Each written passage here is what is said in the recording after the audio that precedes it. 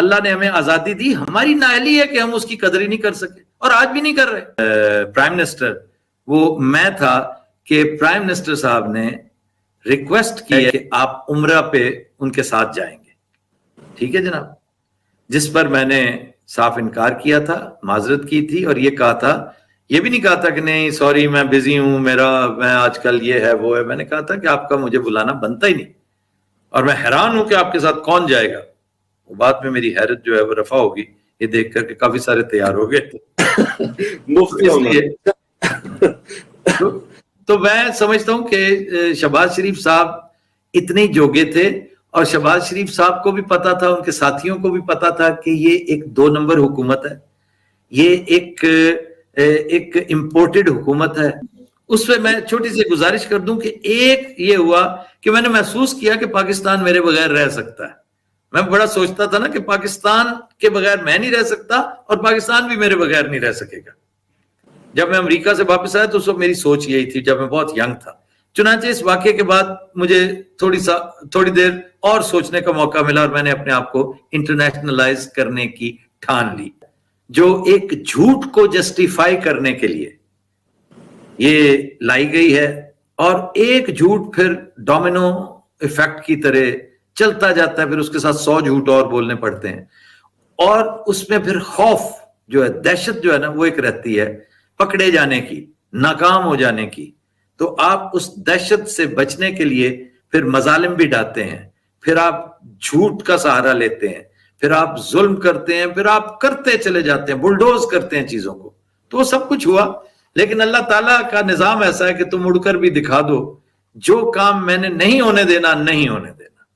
تو وہ ڈسکریڈٹ لے کر یہاں سے تشریف لے گئے ہیں. میرا نہیں خیال کہ تاریخ میں کبھی اتنی بے ہنگم, بے ہودہ, بے تکی, بے وقت اور بے نوا حکومت آئے گی. لگا اس کے علاوہ جو گاڑی بھی لے لو گے وہ اس سے اچھی ہوگی. تو جو حکومت بھی آئے گی, بھلے سے کتنی ہی نااہل کیوں نہ ہو, کتنی ہی شفاف کیوں نہ ہو, ملک صاحب وہ گزشتہ حکومت سے کئی گنا بہتر ہوگی. میں کاکڑ صاحب کو زیادہ جانتا تو نہیں ہوں, لیکن کاکڑ صاحب ان سے بہتر ہوں گے. ایک بات یہ, یہاں تک وہ فسطائیت حکومت اس کی وہ چیز شامل نہیں جو آپ نے پوچھا نا کہ آپ اس کی وجہ سے گئے, تو یہاں آنے میں کوئی رول شہباز شریف حکومت کا, کسی اسٹیبلشمنٹ کا کوئی کچھ نہیں تھا. صرف یہ تھا کہ شہباز شریف کی حکومت میں شامل بعض گماشتوں نے, بعض اس کے جو وہ ہوتے ہیں نا نچلے لیول کے چمچے چماٹے, انہوں نے مجھے کمرشلی نقصان پہنچانے کی شدید کوشش کی. تو میں نے یہ بیڑا اٹھایا تھا کہ اس شو نے, اللہ نے مجھے اس شو کی وساطت سے بہت شہرت دی, عزت دی, دولت دی, سارا کچھ دیا, اپنی پہچان کروانے کا ایک بڑا وسیلہ بنایا. تو میں اس شو کو ڈوبتے اتنی آسانی سے نہیں دیکھ سکتا. میں لاسٹ ڈچ ایفرٹ ضرور کروں گا کہ میرا شو ڈوبنے سے بچ جائے, کچھ دیر اور نکال جائے. چنانچہ آپ کہہ سکتے ہیں کہ مجھے یہاں آنے میں ان کا رول کسی حد تک تھا, لیکن کسی کے ڈر سے نہیں آیا. میں اگین کہہ رہا ہوں کہ اللہ کو گواہ بنا کے کہہ رہا ہوں کہ نہ مجھے ڈر تھا, نہ ہے, نہ اس وقت ایک رتی برابر بھی. آپ کے سامنے ہی ہے, ورنہ کو مجھے ای سی ایل میں ڈال دیتے. کوئی ایسی وہ کیا وہ ہو سکتی تھی, قطعاً نہیں تھی. چنانچہ میں انجوائے کر رہا ہوں یہاں پر, اور میں نے ٹھیک فیصلہ کیا تھا کہ پاکستان, یو اے ای اور یورپ, نارتھ امریکہ, چاروں جگہوں پہ یہ شو چلے گا انشاءاللہ تعالیٰ. آپ دیکھیں گے کہ اس کے لوگوں میں چھوٹا سا ایک پرچم آتا ہے, وہ چینج ہوتا رہے گا. کبھی پاکستان کا ہے, کبھی یو اے ای کا, کبھی کینیڈا اور کبھی انگلینڈ. سب سے پہلا صحافی جس سے رابطہ, to the best of my knowledge, رابطہ کیا گیا تھا from the office of prime minister, وہ میں تھا کہ پرائم منسٹر صاحب نے ریکویسٹ کی ہے کہ آپ عمرہ پہ ان کے ساتھ جائیں گے. ٹھیک ہے جناب, جس پر میں نے صاف انکار کیا تھا, معذرت کی تھی, اور یہ کہا تھا, یہ بھی نہیں کہا تھا کہ نہیں سوری میں بزی ہوں, میں آج کل یہ ہے وہ ہے. میں نے کہا تھا کہ آپ کا مجھے بلانا بنتا ہی نہیں, اور میں حیران ہوں کہ آپ کے ساتھ کون جائے گا.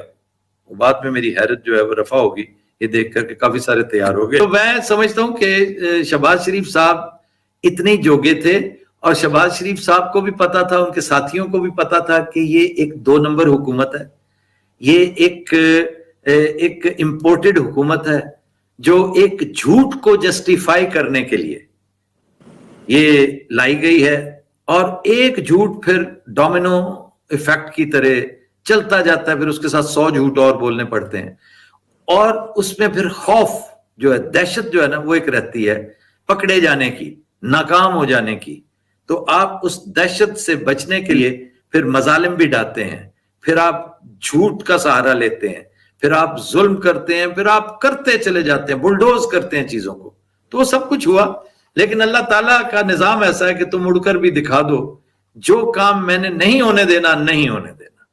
तो वो डिस्क्रेडिट लेकर यहां से तशरीफ ले गए हैं। मेरा नहीं ख्याल कि तारीख में कभी इतनी बेहंगम, बेहुदा, बेतुकी, बेवुकत और बेनवा हुकूमत आएगी।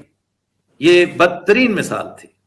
मैं इतना ज्यादा तो नहीं जानता हूं ये जो नए अहबाब हैं, लेकिन एक मिसाल आपको दूंगा, पहले मैं अपने शो में दे भी चुका हूं, लेकिन यहां मैं उस गाड़ी के उस मेक का नाम नहीं लेता।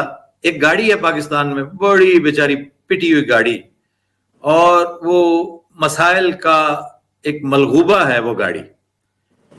तो कहते हैं कि जिसने भी वो किसी ने कहा कि मैंने ये गाड़ी बेचनी है और मैं बताओ कौन सी और लूं। उसने कहा इसके अलावा जो गाड़ी भी ले लोगे वो इससे अच्छी होगी।